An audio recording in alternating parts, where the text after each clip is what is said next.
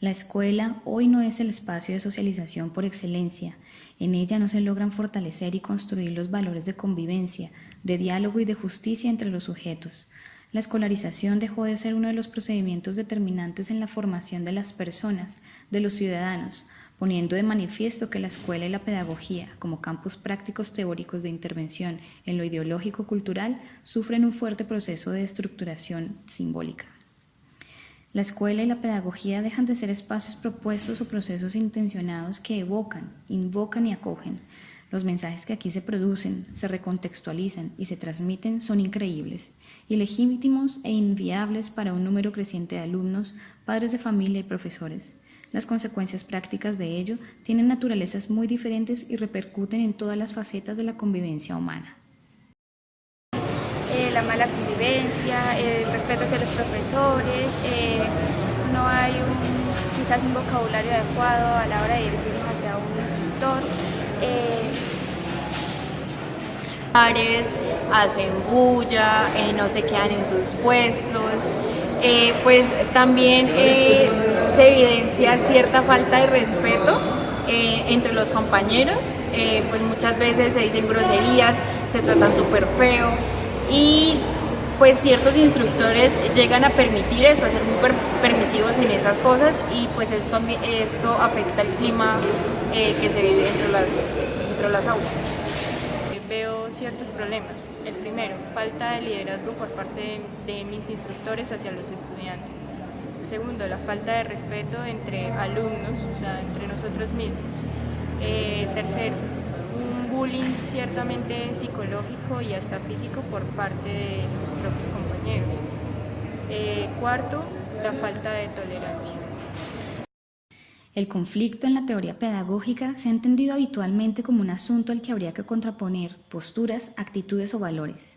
A lo largo de la historia de la educación, el tema ha estado presente. El pensamiento liberal, en concordancia con la teoría del contrato social, confía a la educación en la tarea de superar los conflictos y de establecer una paz duradera entre las diferentes clases mediante el reconocimiento de valores comunes que enmarcan la vida cotidiana de los diferentes grupos humanos.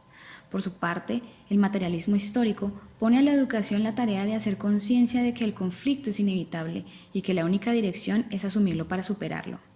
En los debates actuales también se afirma que la educación tiene como tarea específica reducir el área del conflicto y promover nuevos contratos sociales en los que los diferentes sectores sociales negocien y se comprometan con el arreglo a la consecución de inéditos viables o, en nuestro caso, de ciudades y países posibles.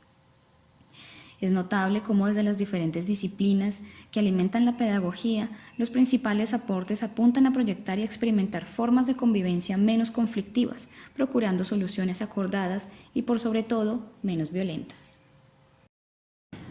Las voces de los niños frente a sus compañeros, frente a la agresividad del espacio físico y algunas voces frente a su relación con los maestros, muestran la existencia de un conflicto que subyace en la cultura escolar y que debe ser abordado desde una perspectiva formativa, si se quiere trabajar realmente en una escuela eficiente para una cultura de paz.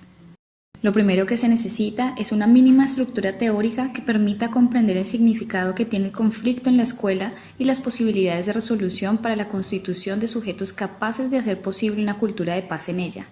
No se pretende una mirada reduccionista que desconozca los elementos económicos, históricos y culturales que hacen parte del conflicto a nivel macro y micro. Se trata de asumir un tratamiento pedagógico que legitime las tareas que comprometen a la escuela como un espacio privilegiado de formación y aún en medio de todas sus dificultades, limitaciones y críticas. Por ello, se hace necesario hacer una tipología del conflicto. En primer lugar, tenemos un conflicto donde las formas de conocimiento propias de la escuela se enfrentan a las lógicas de la calle, lo que da la idea a los niños y jóvenes de que lo que se aprende en la escuela no sirve para nada. El segundo tipo es un conflicto entre los comportamientos esperados por la cultura de la escuela frente a la disciplina y el orden y los comportamientos propios de los niños y jóvenes con una figura fragmentada de la autoridad, a quienes muchas veces hay que imponerse por el peso de la fuerza de la norma. Finalmente, un conflicto que abarca a los dos anteriores, entre las representaciones simbólicas propias de la escuela y las representaciones simbólicas propias del mundo de la calle donde provienen los niños y jóvenes que entran a la educación pública, en el conflicto entre cultura escolar y cultura social. Así como afirma Daniel Prieto, En una sociedad en la que la incertidumbre crece día a día, se le plantean a cada cual problemas cotidianos por resolver, desde las relaciones inmediatas hasta la búsqueda de formas de supervivencia. La práctica de resolución de conflictos está orientada siempre hacia el futuro, toda vez que ello significa el diagnóstico, la comprensión y la decisión entre más de una alternativa. Pasa a primer término aquí la práctica, la acumulación de respuestas acertadas y de información muerta que no siempre, o casi nunca, sirven para resolver los problemas cotidianos.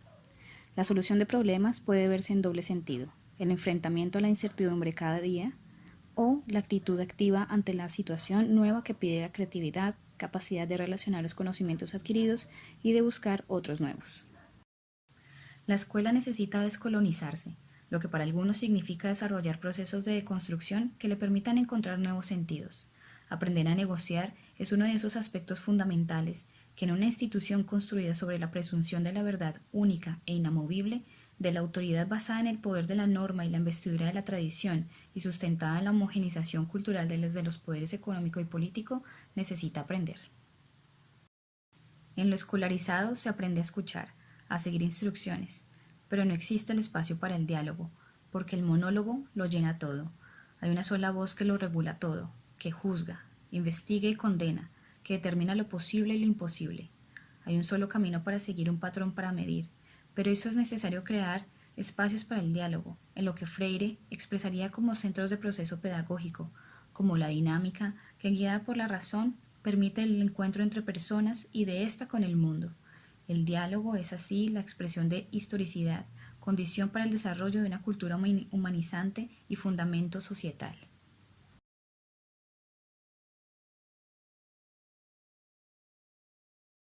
Bueno, desde mi experiencia propia he vivido que cuando voy a hacer de pronto una exposición, ciertos compañeros pues hacen burla respecto a las palabras que digo o cómo me refiero a mis otros compañeros, o hacen carteles con nombres alusivos y algo burlescos hacia mí. Otras vivencias es que desde el punto de vista como yo lo veo, el instructor muchas veces no se hace cargo de la situación y permite que todo ese tipo de situaciones se sigan presentando y acumulando cada vez un poco más agresivas. En el aula de clase es común encontrar problemas relacionados con la diversidad, la falta de empatía con la diferencia. Los maestros han tenido que prepararse cada vez mejor para resolver o intervenir este tipo de situaciones. Sin embargo, sucede que muchos de los aprendices o estudiantes no logran ver el apoyo que desean por parte del colegio cuando se encuentran sometidos a una situación de discriminación o violencia en el aula. Por tal razón, tanto los estudiantes que se sienten vulnerados como los que agreden parecieran tener licencia para continuar con tal situación de violencia. Aquí se identifica entonces una falencia en el rol del mediador, una falta de empoderamiento de los docentes sobre las situaciones que afectan la convivencia escolar. La diversidad de opiniones en el aula de clases es una de las causas por las cuales se presentan diferentes momentos de tensión. A esto se le suma la falta de herramientas por parte de los docentes y estudiantes para establecer momentos de diálogo que permitan encaminar los conflictos hacia momentos de reflexión que inviten a establecer empatía con el otro y aceptar la diferencia. Las burlas, los comentarios agresivos y otras manifestaciones violentas se hacen presentes cuando los estudiantes se ven expuestos ante sus compañeros en diferentes actividades que se desarrollan en el aula. El ejemplo que se menciona acá es un caso muy común que podría denominarse como matoneo, toda vez que el estudiante menciona que es de manera sistemática, continua, pero no recíproca. De igual manera, expresa que no es una situación que se presente en un solo espacio académico ni con un solo profesor, sino que de manera indiscriminada sus compañeros toman partido para hacer este tipo de burlas o agresiones verbales. Es de notar que esta es una situación que no solo afecta a una de las estudiantes de este grupo, sino que se presenta de manera muy normalizada con otros compañeros. Frente a todos los conflictos que se presentan en el ámbito escolar, es fundamental la participación de toda la comunidad para presentar posturas y reflexiones frente al tema, para luego generar alternativas de intervención. Es decir, la conformación de un equipo de trabajo que analice los diferentes factores con el conocimiento del contexto. Para este caso, lo ideal sería trabajar con los instructores, aprendices y el equipo de bienestar. Según como se ha venido viendo, la creatividad debe ser un componente importante para generar las estrategias de trabajo e intervención. Así, se podría trabajar desde el enfoque del teatro como, por ejemplo, el enfoque que ha desarrollado Augusto Boal con la base de la obra de Paulo Freire, en donde se le da un papel protagónico y de empoderamiento a los oprimidos, que son todas aquellas personas que se ven afectadas o vulneradas por un contexto. Todo esto a través de estrategias de dramaturgia que pueden complementar muy bien con otros espacios académicos en donde sería esencial la capacitación de profesores y la apertura de espacios para su desarrollo. Cabe aclarar que las propuestas que se generen deberán ser espacios consolidados en las instituciones y no acciones de contingencia.